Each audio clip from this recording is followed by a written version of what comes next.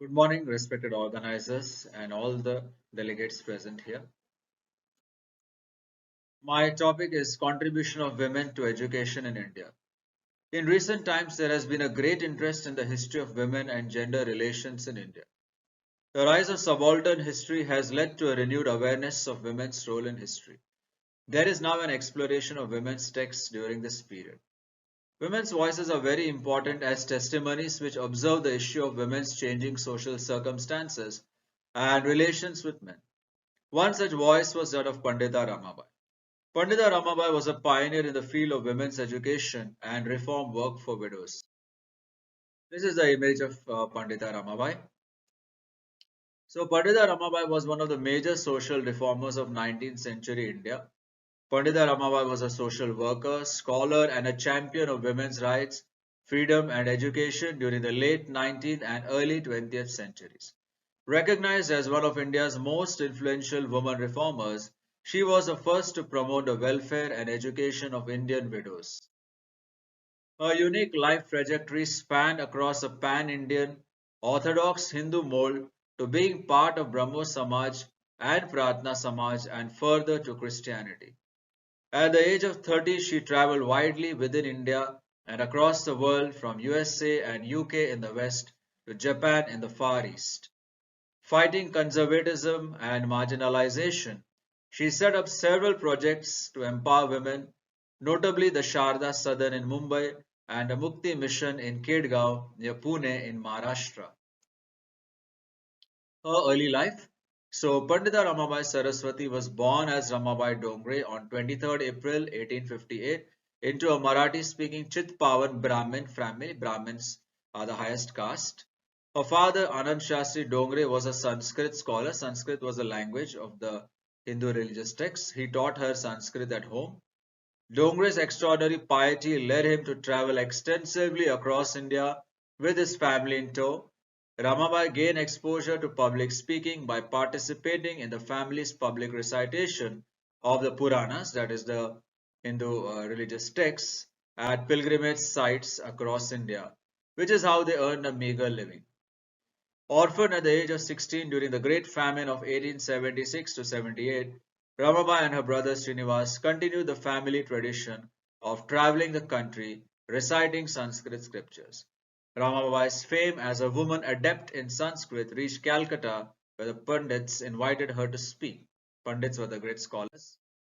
In 1878, Calcutta University conferred on her the title of Pandita, that is a great scholar, and Saraswati in recognition of her knowledge of various Sanskrit works. The theistic reformer Keshav Chandra Sen gave her a copy of the Vedas, that is the most sacred of all Hindu literature, and encouraged her to read them. After the death of her brother Srinivas in 1880, Ramabai married Bipin Bihari Medvi, a Bengali lawyer. The groom was a Bengali Kayastha, which was lower in caste to her, and so the marriage was intercaste and interregional and therefore considered inappropriate for that age. They were married in a civil ceremony on 13 November 1880.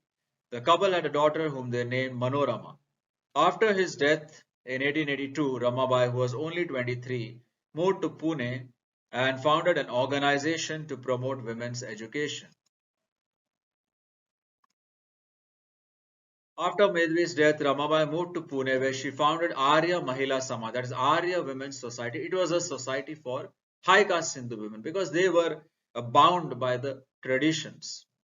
So, influenced by the ideals of Jesus Christ, the Brahmo Samaj, and Hindu reformers, the purpose of the society was to promote the cause of women's education and deliverance from the oppression of child marriage. When in 1882 the Hunter Commission was appointed by the colonial government of India to look into education, Ramabai gave evidence before it. In an address before the Hunter Commission, she declared, in 99 cases out of 100, the educated men of this country are opposed to female education and the proper position of women.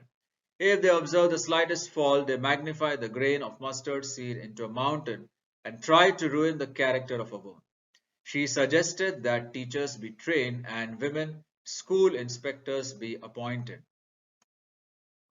Further, she said that as the situation in India was that women's conditions were such that women could only medically treat them, Indian women should be admitted to medical colleges.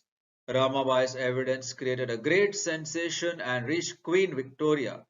It bore fruit later in starting of the women's medical movement by Lord Dufferin.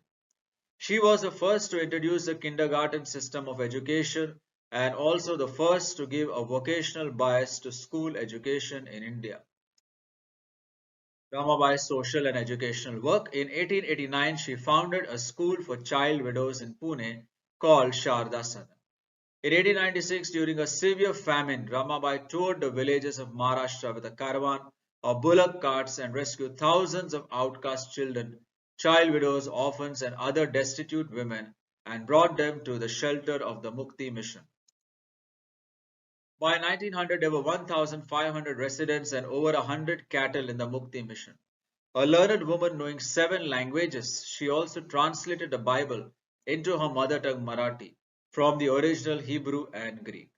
The Pandita Ramabai Mukti mission is still active today, providing housing, education, vocational training, etc.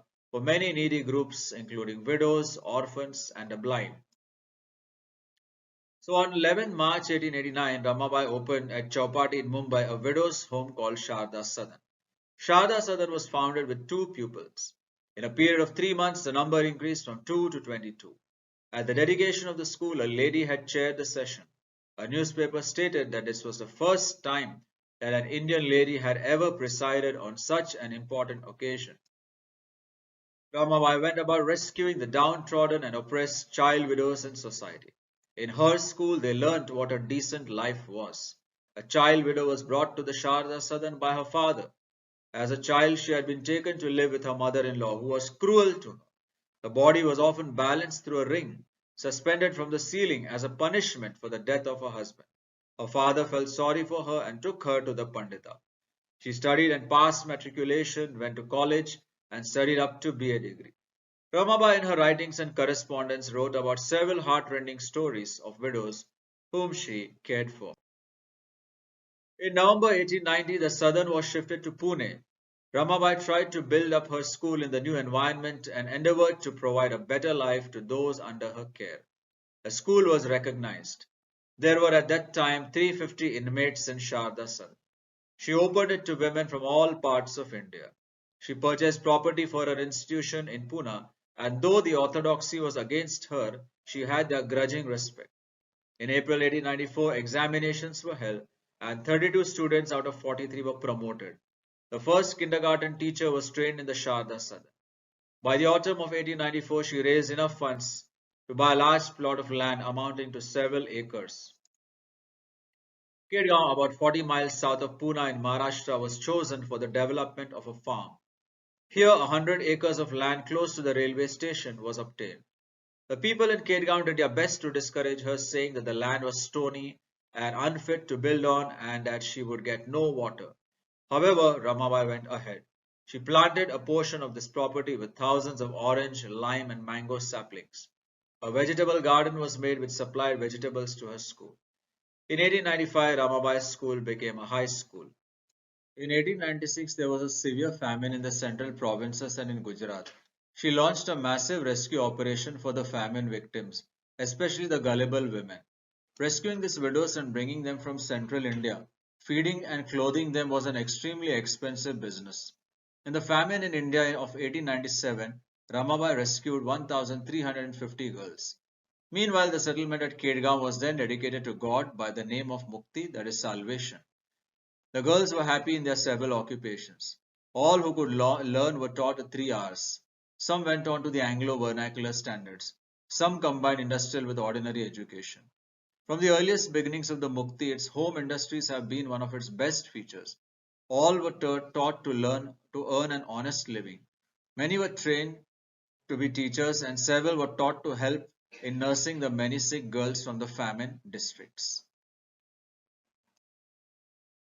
Mrs. Brewer, who served the Mukti mission in its early years, gave a speech in which she extolled Ramabai's achievement.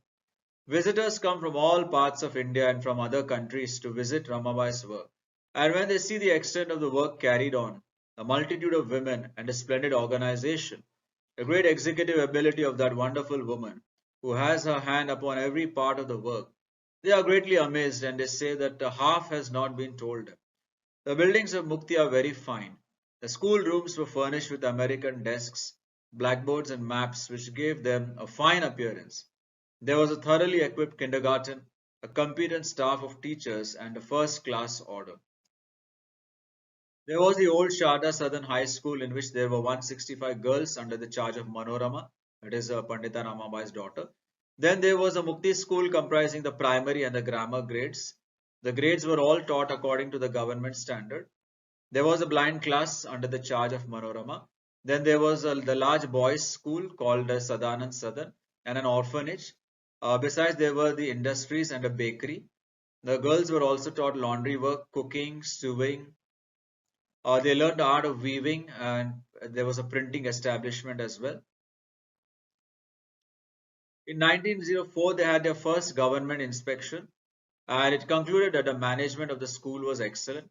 Besides the Mukti and Sharda Sadan, the campus at Kedgaon housed the Kripa Sadan, that is a home for women, the Preeti Sadan, that is home for the aged and the infirm, Sadanand Sadan, the home for boys, and Bhatem Sadan, home for blind. Before she died on 5th April 1922, Ramabai had other accomplishments to her credit.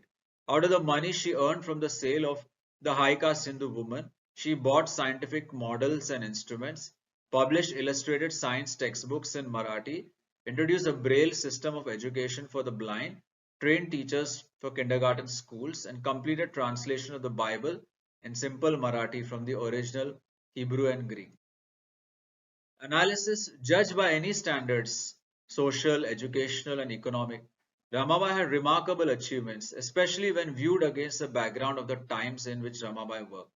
One extract from an American Ramabai Association report sums up the enormity of Ramabai's work.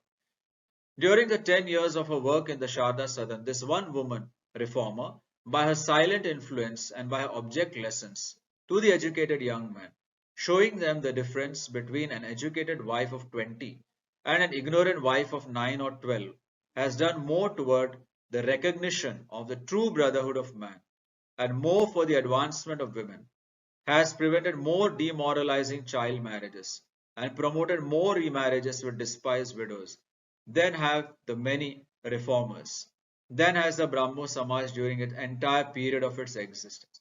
While her brothers theorize, she practices. Personal life. In many ways, Pandita Ramabai's family life departed from the norms expected of women in her day. Her childhood was full of hardships and she lost her parents early. Her marriage to Bipin Bihari Medhavi crossed caste lines. Moreover, when her husband died after just 2 years, she was left a widow. Under ordinary circumstances, such a tragedy put 19th century Indian women in a vulnerable condition, dependent upon their deceased husband's family for support. Pandita Ramabai, however, persevered as an independent woman and a single mother to Manorama Bai. She ensured that Manorama was educated both in Wantage by the sisters of the CSMV and Bombay University, where Manorama earned her BA. After going to the United States for higher studies, Manorama returned to India, where she worked side by side with Ramabai. Serving first as principal of Sharda Sadan, she also assisted her mother in establishing Christian high school at Gulbarga, now in Karnataka, a backward district of South India during 1912. In 1920, Ramabai's health began to flag and she designated her daughter as the one who would take over the Ministry of Mukti Mission. However, Manorama died in 1921. Her death was a shock to Ramabai. 9 months later, on 5th April 1922, Ramabai herself died from septic bronchitis a few weeks before her 64th birthday. Conclusion. Pandita Ramabai was awarded a Kaiser-e-Hind Medal by the Government of India for community service in 1921. In 1989, a postal stamp was released by the Government of India commemorating 100 years since the commencement of Ramabai's work. Ramabai's death on 5th April 1922 was a national loss. One of the leading newspapers of India, the Times of India, published the following tribute in their newspaper. The name of Pandita Ramabai ought to have a high place among the makers of modern India. She represented the awakening of Indian womanhood and she voiced with persuasiveness and courage the demand of her gender for a richer and fuller life than the prejudices of the past permitted. Pandita Ramabai's story is one to uplift everyone, whether he be Hindu or Christian, who accounts the soul of man the most precious of all things. The Mukti mission still lives on and continues the legacy of Pandita Ramabai. The Indian government, in its drive for literacy, provides wide opportunities for female education, like the provision of free education for the girl child up to the 12th standard. Everywhere, women now take an active part in the affairs of the nation. To a great extent, the initiative and influence of Ramabai helped to bring about the changes that have made India so great and progressive. Now, recently we had the COVID-19 pandemic, and India has been one of the hardest hit countries by COVID-19. Beyond a staggering impact on human life, COVID-19 has greatly disturbed access to education in India, with 247 million primary and secondary school students out of school. In the pandemic, again the situation went back as far as education is concerned. The COVID-19 impact was everywhere, which resulted in the closure of schools and educational institutions. Those schools were closed, students were attending classes through online classrooms. But there are lots of students who didn't own the resources to attend the online classes. Many students struggled to obtain the gadgets required for online classes. The COVID-19 has affected a large number of students across states, class, caste, gender, and region in India. The shutting down of schools and the decision of shifting traditional classrooms to digital platforms is not increasing learning inequality among children, but also pushing a large number of children out of school due to the digital divide. Other than learning, the absence of schooling would also have a long lasting effect on the health and nutrition of children.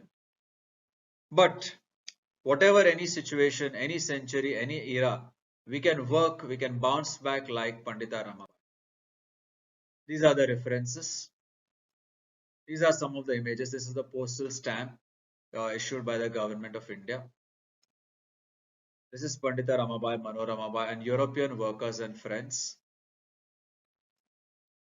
This is Ramabai at work on her translation of the Bible into popular Marathi.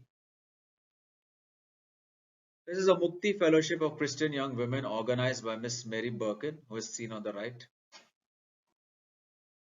And thousands of meals served every day at the Mukti mission. Famine struck several times, bringing the mission tremendous hardships. Thank you all for patient hearing. Thank you.